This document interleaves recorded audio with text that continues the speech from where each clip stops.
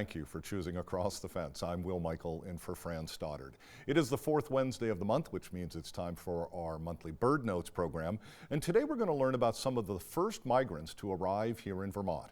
As always, joining us from the Green Mountain Audubon Center in Huntington is our bird expert and conservation biologist, Mark LaBarr. Mark, good afternoon. Thanks very much for being with us. Hey, great to be here and great to be chatting with you, Will. So, spring, a little up and down, temperature-wise for us humans. What's going on in the bird world? Some of the first birds that we're beginning to see return to Vermont for our glorious spring. Yeah, this is a time of year when some of those first migrants start moving through. These are often what we call short distance migrants, migrants that aren't making the big push from Central and South America, but maybe birds that are just a little bit further south of us. We get some longer distance birds there too, but it's just an exciting time and a little bit of a tease for us birders as the real push of migration usually happens in May. But at the same time, it's great to see some of these birds come back and get us all excited about what's to come. Well, let's jump in and give us an example of some of these arrivals. Who are they? So, here at the Audubon Center, we have lots of nest boxes up. So the return of the tree swallow is always an exciting time. This image is by Catherine Keith, and these birds come back to those boxes. They make their twittering noises. And what's interesting about them is you'll see them one day, and then if it's not the greatest day the next day, you might not see them. So they kind of come and go until they really come in and settle down. But things are starting to pick up when you start seeing tree swallows around the house or your property. Who else? So another cavity nester, another bird that uses boxes, the American kestrel, a small falcon. And this is a bird that comes back and, you'll often see them sitting on power lines as you're driving along or hovering over fields. But a sharp little bird that comes back this time of year, and you'll see them out in the big hay fields. But if you're keeping an eye on things, keep an eye on those power lines, and you're apt to see one of these falcons sitting up there looking for prey to feed on. No, again, remind me, these are examples of our shorter distance arrivals? Is that what's going on? Yeah, so for the most part, these are birds that don't necessarily make big trips. The birds that are coming up from Central and South America are moving right now, and they're beginning to make their migrations. They're either starting them or are well underway, and they'll get here, May. Usually the third week of May is when we see the big push of them. But for right now, it's just these birds that just go a little bit further south and join us a little bit earlier than the rest. And that kestrel, by the way, was a picture by Gary Grossman. And you have a couple of other examples, and actually these birds that we're seeing, these are beautiful birds. These are not, no offense, little brown birds. So you have a couple of other examples of these short range guys? Yeah, so the next one is our northern flicker, which is pretty much it's our only migratory. Oh, I shouldn't say it's our only. The yellow-bellied sapsucker is also migratory, and they're returning too. But this is a migratory woodpecker. Most of us see our Harrys and Downies and the occasional pileated throughout the winter, but these folks move south and are just now coming back. This is a picture by David Zieg. And, we often see these birds on the ground. They are a ground feeding woodpecker in many ways. And often we'll see them flying away. They have a nice big white rump. And that little mustache, that red mustache that this bird has tells it's a male. But a pretty striking woodpecker when you think of, compared to the Harrys and Downies, which tend to be in the black and white zone. And for me, this is an example of something that I do see with some frequency, but it never ceases to amaze me whenever I see them. They're somewhat common, but they're absolutely, in my view, gorgeous to look at. They Um, they they really are, and they're birds that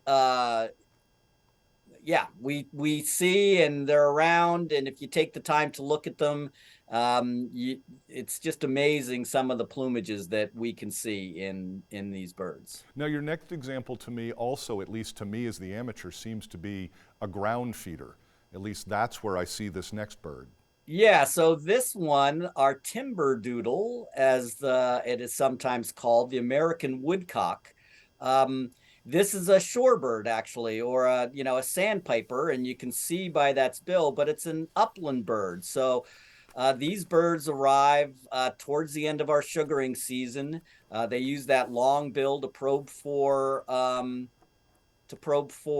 worms and things like that, and you can often hear them displaying in the evening. I have one here in the field next to me, and it sits out there and goes paint paint paint, and then goes and does this big aerial display, making noises, basically by the air flowing through its outer wing feathers. That's the male that does that.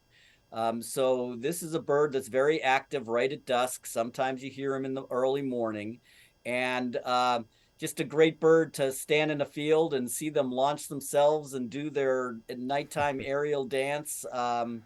It's really they're a fun bird to be around. And because we've got the changing of the seasons, we actually have some species that literally are just passing through. Yeah, so one of the ones that we see here that I like because it only shows up for maybe 2 or 3 days is the fox sparrow. And this is a picture by Christina Span.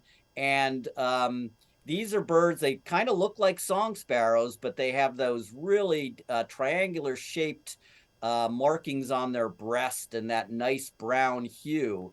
And they're heading further north. So they'll show up, they'll be around for a couple, 2 3 days. They'll recharge their system, and then they'll move through, and we won't see them again for potentially another year, or potentially in the fall. So you keep your eyes out for those birds that aren't necessarily sticking around too. So I also want to ask you, it's another picture from Christine Spain about our state bird, Mark. Yeah, yeah. So, we've talked about bluebirds and robins, which are in the thrush family, and those are birds. Bluebirds get back early too, and robins sometimes stick around, but they're back. But our first, like woodland thrush that we see, is the hermit thrush, our state bird. And this is a great thrush that, folks hear often in the woods. It's a relative of the veery and the wood thrush and the Swainson's thrush. It has a reddish tail, and it's the first one of this group of birds to come back. And so folks can hear that bird now, and again within the next couple of weeks, its cousins will return to our forests and woods as well. So, again, a little tease as to what's coming next. That's great to see all of these wonderful pictures. And we're going to segue now to our longtime viewers will know one of your favorite birds. What's the status of that? Who is it, and what's the status? Yeah, so I had to throw this one in because it gets here. It's not probably here yet. The common tern, and this is a picture by Sean Beckett. I've been working with them now 35 years up on Lake Champlain. They're a bird that nests on the small islands out there.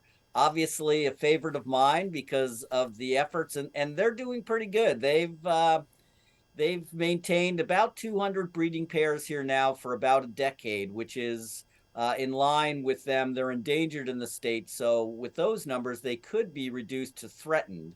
But we're still working to protect them and the islands, which got critical habitat status. Because they nest on an island, they're subject to predation and disturbance, and that can really throw things off. So I'm excited to get in the boat and have another season up there helping protect this species. Uh, Here at Across the Fence and all across the state, appreciating all of your work, particularly your research on our tern population and a protected species. Thank you, Mark. It does appear we've got a few minutes left and some time for our viewer questions, so I'm going to address one here from Ellen Bullard of Sharon, Vermont, who writes, hello, Mark. Tell me where all of our blue jays have gone. They were here until a couple of months ago. And in her opinion, they suddenly disappeared. We're in Sharon, and we haven't changed any of the feeding habits. So can you tell us anything about blue jays, Mark? So this is, again, what's happening here in the spring. You know, as spring approaches, these flocking birds that you'll see during the winter months, out and about, coming to your feeder, coming in numbers, are beginning to get set for the breeding season. And so they begin to disperse and break up and develop their own territories, which makes them much more spread out.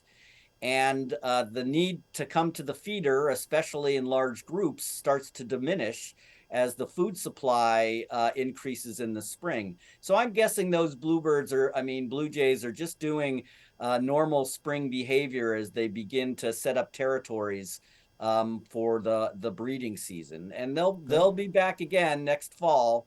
They'll get quiet a little bit this time of year as nesting, happens, but then as they start flocking again in the fall, the blue jays will make their squawks and noises. Always resolving mysteries right here with Mark on Across the Fence. Thank you, And Mark. one mystery I want to say too is I think I made a blunder in saying that flicker was a male.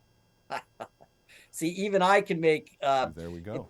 The mustache I was looking at was the wrong one. So I just wanted to correct that because people will send in. We'll pull out pictures for next month, put them side by side. It's a little bit like seeing some of the woodpeckers. Little red on the head tells you one gender or another. We always, as always, if you have a bird-related question, you can pass it along to Mark. Our director is going to put the address up on the screen. His email is mlabarr@audubon.org, so always inviting you to send Mark your questions and pictures, and he'll try to find an answer for you on an upcoming edition of Bird Notes. Mark, what an exciting season and time to be in your work, and I know you're looking forward, as the weather continues to get warmer, to being out on the lake. So thank you again for being with us. More than welcome and more than happy to talk about birds. As always, we thank you for joining us. That is our program for today. We know you have choices, so thanks for choosing us. I'm Will Michael, inviting you to join us back here each weekday afternoon for another visit Across the Fence.